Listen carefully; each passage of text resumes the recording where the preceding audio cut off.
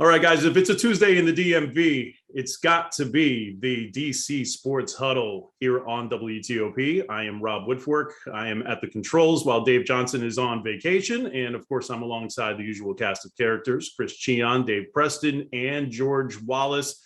And guys, we are now smack dab in between the second and third preseason games in the NFL. The Washington football team to this point has yet to score an offensive touchdown from the first team offense. So, I just watched the other night, Jameis Winston throw two touchdown passes that were pretty good looking touchdown passes out of three drives he had. Washington's first team, I believe, has had 8 drives so far in the preseason.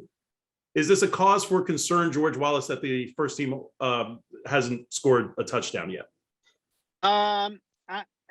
You'd like to see it, but I'm not terribly concerned yet, to be honest. I mean, in the past, I would have been, or I was with, some of the rookie quarterbacks and Jay Gruden's offense not scoring points. But I don't know. I just kind of feel, what I kind of feel like this, to me, with Ron Rivera at the helm, and you've got Fitzpatrick, a veteran, you've got a lot of these guys now as veterans on this offensive.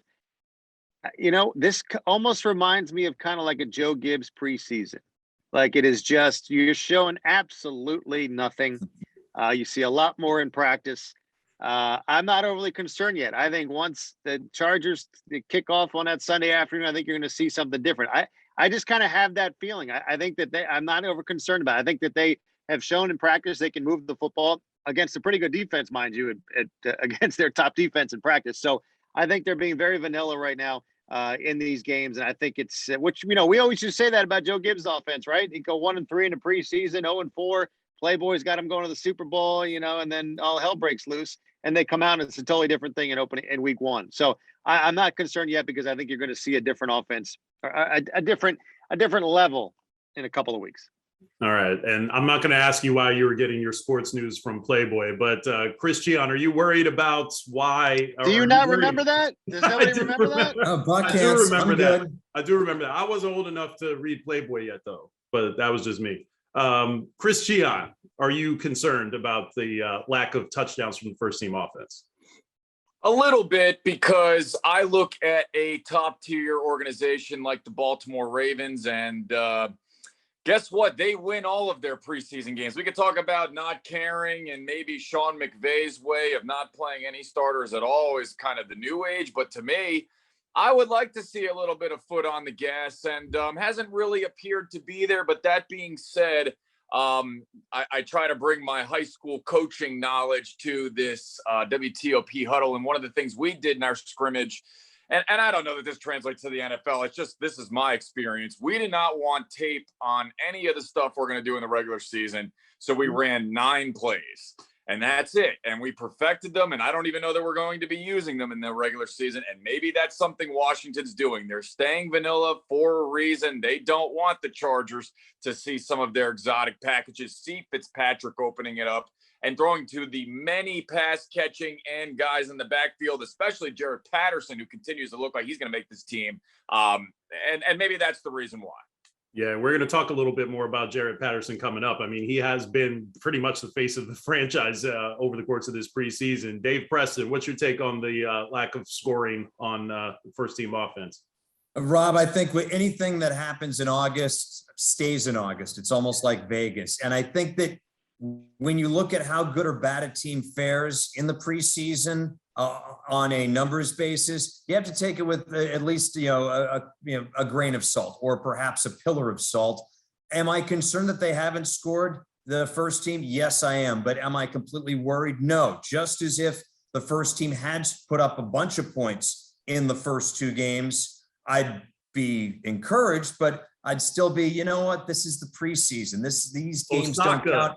I remember the team that went, I remember Osaka. I remember the 2013 team that went 4-0 and then proceeded to go 3-13 in the regular season. I think Gibbs' last Super Bowl team went 0-4 in the preseason before being absolutely unstoppable for the first 11 weeks lost a close game to, I think, Dallas, and then lost in a week 16 or 17 game to Philly, where they were just playing out the string anyway. So I'm not concerned about the first team offense. I'm very encouraged by one aspect, though. The fact that this team has been penalized 5 times, 5 accepted penalties. They've had more than a few declined, but 5 penalties in the first 2 weeks of the preseason, when Cincinnati gets flagged 9 times for 55 yards last Friday. The Patriots got flagged a bunch of times in their game up in Foxborough. That is very encouraging, because instead of looking at results, I think I hate to go Kirk Cousins on us, but I like to see the process. I like to see the focus, the sharpness, the execution on both sides.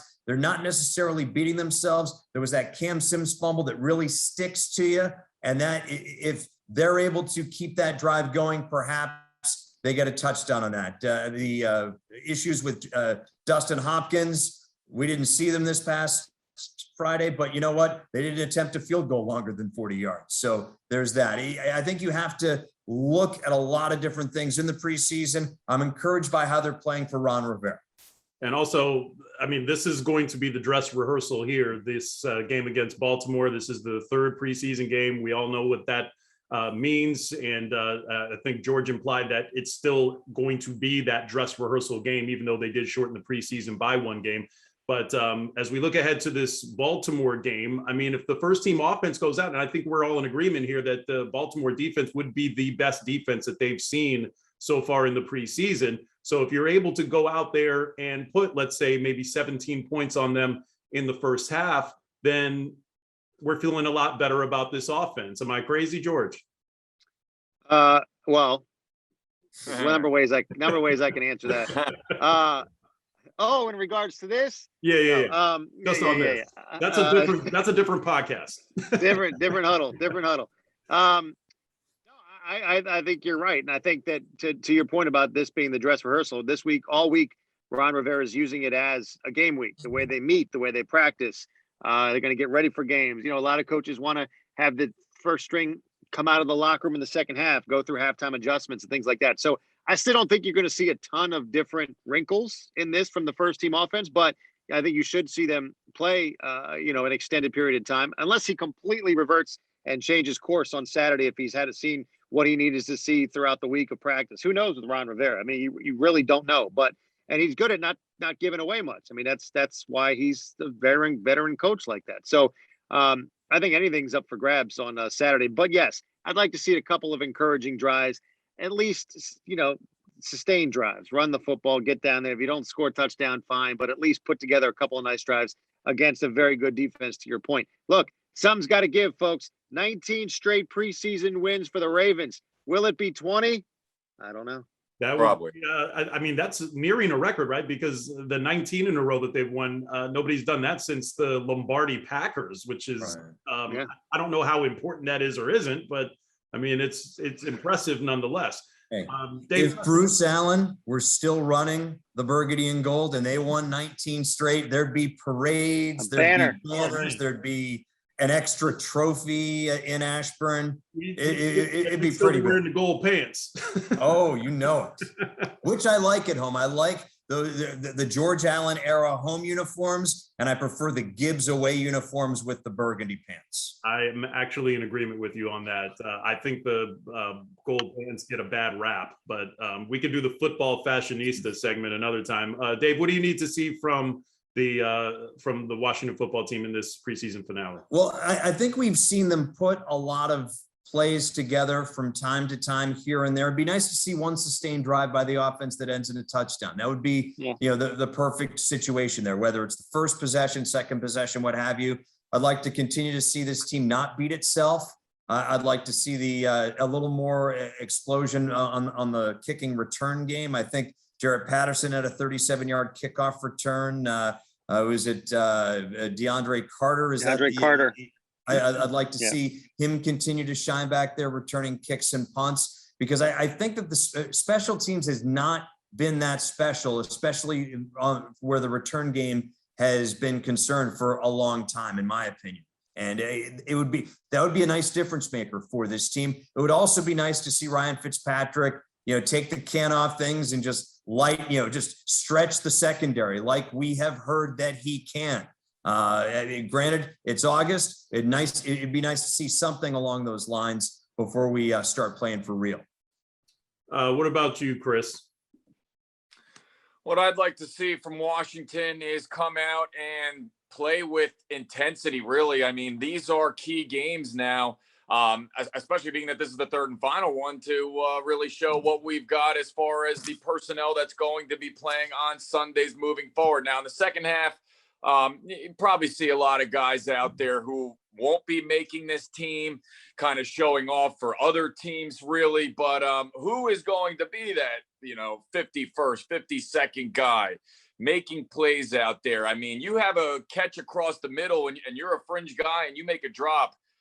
Those are the things that get remembered and reasons why you get cut. So I want to see, we know what's capable of the veterans here. We know who's going to make the team. I want to see the guys who are on the fringe actually step up and make plays and not see their big opportunity, because some guys will get other chances. Others, this is their final chance. Not squander those opportunities and play good against one of the premier teams. I mean, Rob, you were talking about the Packers with Lombardi and the Ravens. I mean, I know preseason streaks shouldn't be taken into too much celebration, but these are top tier organizations again, and Washington is not there. So even if it does mean snapping the Ravens winning streak, that's a good thing for this Washington franchise, something you can build off of, even if it is preseason. Yeah, and to your point about the guys trying to make a roster, I mean, one guy who has pretty much done everything that you need to do to make a roster is Jaret Patterson. I mean, he has undoubtedly been sort of the face of this franchise over the course of the preseason. And, this is a guy that basically, his childhood buddy, Chase Young, had to talk Ron Rivera into bringing him in. And all he's been is just a star in every facet of the game. I mean, as a runner, as a receiver, as Dave mentioned, he had a 37-yard return on a kickoff. I mean, I don't think we've had a really good kick return guy here. I mean, I don't want to go as far back as Brian Mitchell, but I mean, Andre Roberts, and even then he wasn't a Pro Bowl returner here. He only became that once he left. So, if you can get a guy who can, be that contributor on special teams, a guy who can be, and they got a bunch of guys that catch the ball out of the backfield, but if you can be sort of that all-around running back, I mean, they find undrafted guys all the time. I mean, the kid in Jacksonville was pretty damn good over the course of last year. So, I mean, he's going to make the roster. Does anybody have a doubt about that? No. No? He should make the roster. Not only should he make the roster, but he should also capture the famed Babe Laufenberg trophy that I have kind of started. And to the point where even on Twitter, the Babe Laufenberg himself responded by saying, "Do I get a vote?" And I would say, of course, and we can meet for hours on end. He's like, no, I was, no. But no, I got a thing. I can't. No, the former Washington backup quarterback, the legend, he's now does TV and radio in Dallas. He's been, a Hall of Fame broadcaster down there for the Cowboys. And he's a very cool guy, and he could really come out and say, really, well, why are you doing this? But he's a good sport, and he recognizes his place in Burgundy and Gold August excellence. But Jaret Patterson's our guy. He has to really not play well in this final preseason game to lose that mantle. It's good to have somebody who's really gone after this Babe Laufenberg trophy and has captured it. So I mean, we may have to rename it. We may have to rename it because too many people we have to explain who Babe Laufenberg is. So Jaret is a guy who's got a little more cachet these days. And I'll tell you this, guys, Steve Dresner reached out to Michael Silver of NFL Network and also does some of the big game broadcasts in the preseason for the Washington football team. And he said, look, I think that Ron Rivera and company were already leaning toward putting him on the roster even after that first preseason game. So the second preseason game really just kind of solidified in their minds what they already knew about this kid, is that he's a gamer. He's everything that you're looking for in one of those core performers. And I think he's already on the roster. It's just a matter of which of the veteran guys is going to get the short end of the stick. It also, for me, you're going to keep 4 running backs now because Peyton Barber's making this team. He's your short yardage guy. That's why, I mean, I think that's my thought. So where do you take away? You take away from an offensive lineman, so it's just going to be a matter of, I think, where they go there. Ron Rivera has mentioned him returning punts. Want to see him get a chance doing that. He's done that. Steven Sims was released. Steven Sims, kind of a down year last year, drafted by Jay Gruden. Andy Golden is a Ron Rivera guy. I never thought that he would be in the conversation this summer, but the way the last few weeks have played out, you're not going to give up on last year's draft pick just yet. So, but Patterson has returned punts. He's shown he can do it there. He plays special teams. So for me, it's going to be unless they don't go Peyton Barber. But I mean, I think that Peyton Barber's a guy you're giving the ball to on short yardage. That's just what I could kind of gather, but they could go another direction. It would be hard to keep a guy like Jaret Patterson off the roster. I agree with everybody, and I think he's earned it. But it's like, where is he going to contribute? Is he going to be your returner? Is he going to be the 3rd, 4th running back? So, and you could also argue it's like, is he one of those guys that you need to find touches for? Maybe, and a good guy to have, because I think he's a guy that if you do cut, he's going to get picked up somewhere else as far as practice squad. Yeah, I don't think you can sneak him onto the practice squad. He's made way too much of an impact. And I mean, running backs, and Rivera was actually talking a little bit about this after that game, is that across the league, they've devalued that position to the point where you can get a guy like that. Like in the past, a guy like a Jaret Patterson, you probably get in the middle round, if not higher. Now those guys go undrafted. I mean, look at Antonio Gibson. I mean, that's a guy that probably would have been a 1st round pick 15 years ago. Now he's a 3rd round pick, and you see what he's able to do. So I think that, I think you have to make a spot for Jaret Patterson. Otherwise, like, what are you looking for in a player? And of course, and I know that this doesn't factor into the decision as to whether or not to keep him, but I mean, there's a civic pride factor there. That was a big reason why I thought that Chase Young was going to be a good fit here, is because when you're an organization that's trying to build its reputation back up, and Washington is still very much in the process of trying to do that while your owner is still presently basically suspended, while you're trying to build your brand back up, you want to have guys that attract fans, guys that the everyman can root for. And Jaret Patterson, certainly that. The local kid, undrafted. I mean, that it's the ultimate underdog story. We're going to get some predictions on this team next week, guys. So we definitely need to get ourselves ready for that. Dave Preston wrote a thing about the Nationals in his. He wrote a thing. He wrote a thing about in the Nats notebook. This Riley Adams kid is really starting to pan out really well, Dave, and you were able to delve into that a little bit more. Tell the people some of what you were talking about.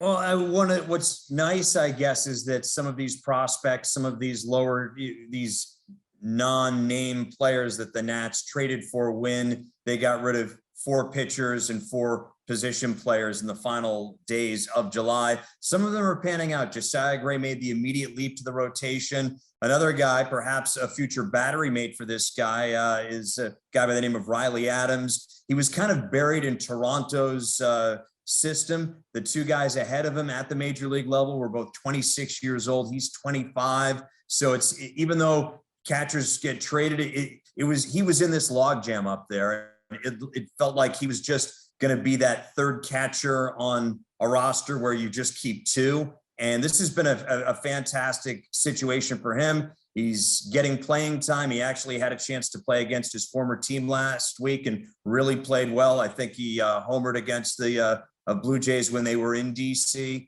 And if I'm not saying that he's a guy who's going to be the future Yan Gomes of this team, but here's a piece. Here's a guy who can play. Maybe he's your 2nd catcher and he can play 60 games, or maybe he's your starting catcher on maybe not a championship team, but maybe on a decent team. So he's a potential building block for this roster moving forward. And granted, it's only August. I've seen a lot of prospects and late summer call-ups over the years. They play great. And then the next year, the name Sam Horn comes to mind for these Red Sox fans out there, who was a beast in late 1987. And then he kind of just didn't do much for the team thereafter. So I'm not saying this guy's going to be an awesome catcher in the future, but he's a great player to watch and somebody that you can really look at and see, okay, this might be a guy who could be something for this franchise. And they only gave up Brad Hand to get him. And Brad Hand was not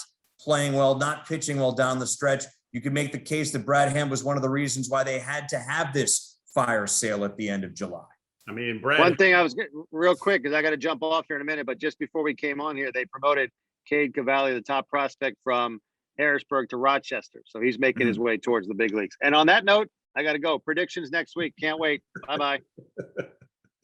Prediction, pain. That's yeah, right, exactly. But yeah, that was I mean, Brad Hand helped them win more games from this as a Blue Jay than he did when he was actually in a Nationals uniform. Christian, on that MLB notes, you have some thoughts on I guess the World Series. The Nats aren't going to be in it. Who will?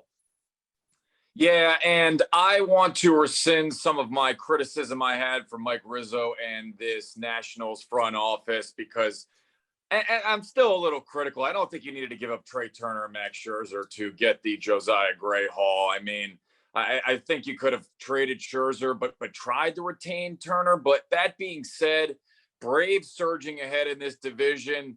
Maybe Mike Rizzo had the kind of foresight to see that this Atlanta team was going to catch fire at some point. Philadelphia, I still think, needs to retool and needs to add a couple of pieces. And they're in a weird spot because Bryce Harper's basically in his prime. And they're almost kind of wasting this team away. This is a team in the National League I would not want to see. I know the Giants have the best record, but the Milwaukee Brewers have arguably the best three pitchers if you're going to be facing a team, and this is just not somebody I would want to see. I mean, they've even got guys like Lorenzo Cain heating up. So I'm thinking the Brewers are going to be the NL representative because the Dodgers have some issues with their rotation and injuries there. Scherzer is their ace, but Clayton Kershaw, when's he coming back? And Walker Buehler's great too, but I'd rather get three solid starters as opposed to two, because when we get to the postseason, there's 7-game series. That all makes the difference. And the AL, I'm kind of taking a look at. Here come the Yankees. I mean, they're starting to surge here a little bit. They've won double-digit games in a row, so I think they've got the staff. So I think it's kind of heating up. The better teams are starting to separate, and the dumpster fires like the Orioles are continuing to lose. I think we're setting up for a nice postseason of baseball with football coming around, with Clemson, Georgia, Labor Day weekend. We're entering the best time of year in sports coming up. Fired up. I mean, weather-wise, sports-wise, what's better than fall? The answer is nothing. No. Nothing. Along the lines of what Chris said about the Orioles being a dumpster fire, it's one of those things that when you're following a team that's in a rebuilding mode, buyer beware, because yes, you can make trades. Yes, you can get rid of high-priced veterans. Yes, you can build up with prospects, but that's no guarantee that you're going to be good. And you look at the Orioles about how they're, as of Tuesday, one loss or one Tampa Bay win eliminates them from the American League East race. And this is going to be the third straight full year where they would have lost 100 games. And it's a shame because Baltimore is a great baseball city. The Camden Yards is a fantastic place to watch a game. And there was a stretch before Buck Showalter came on board where the franchise was just misfiring repeatedly. And for about 5 years, they were good. They played, it's tough to compete with moneyed teams like the Yankees and the Red Sox on a regular basis, but they were punching above their weight class and doing so very well. And it's unfortunate that now they're back to the crater where they were before, and they're worse now than they were before Buck Showalter came on board. And guys, I'm going to say this: the Mystics are in an interesting situation right now. We saw Elena Delle Donne come back, and quite frankly, she shot the ball better than the teammates that have been there over the course of most of the season. But they went toe-to-toe with the defending world champions. And here's the thing. I mean, I've had back issues in the past.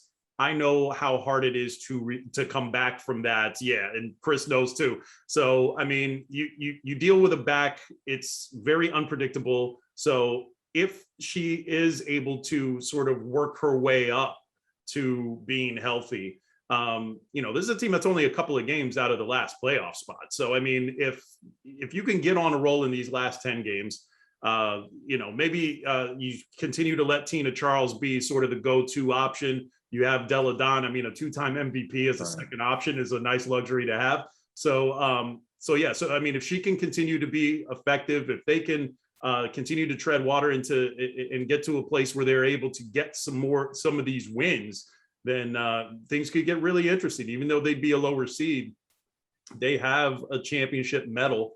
And they've been there, done that in terms of winning a championship. So, I mean, experience matters. And if they get into the tournament, they could be one of the most dangerous teams in it. So that's just my 5 cents. Well, hey, Rob, on that note, I think no team was hurt more by the pandemic in the last calendar year than the Washington Mystics. I'd say even more so than the Washington Nationals. The Mystics, they were, when they won the WNBA championship in the fall of 2019, they had a veteran crew, an older crew, and the moves they made were predicated on Elena Delle Donne being healthy last year, on the players not getting too old. And you look, much like the Nationals, that were the oldest team in baseball in 2019, that got 2 years older, and with a pitching staff that couldn't handle the shutdown and startup last year. You look at the Mystics, how Elena Delle Donne, she was a big part of that championship team. She would be a big part of a team this year. Good to see her back on the floor. Again, you talk about the back injury. We've seen bad backs ruin great players' careers before. You think about Larry Bird and others who that's the only reason why they didn't play an extra 3 or 4 years. It's a shame if that's the case. You'd like for this team to get in gear and make a run, but an old team has gotten older in the last 2 years, and you hate to say, "Oh gosh, they're going to have to revamp," and the rebuild word, but you hope they can make a stretch run to get into the postseason this year. Yeah, and back injuries, man. The WTOP softball team could have been a contender if my back would have held up, and Chris too, man. I mean, but he was the home run hitter, so I feel like the back hurt me a hell of a lot more than it hurt Chris. All right, guys, it's been a fun edition of the DC Sports Huddle. They're all fun, though. I mean, right? I mean, they're all fun. I hope so. You better be. Yeah, really. I mean, if you're still watching this video, then you're having fun. Rob Woodfork here, Chris Cichon, Dave Preston, George Wallace had to run off and do a sportscast, but we'll all be back next week with predictions on what we expect to see from the Washington football team, what we expect to see from the college football scene coming up, as that's even closer coming up, and just get a sense of what's going to be what for football season, both college and professional. Let's break the huddle, guys. Have a good one, everybody.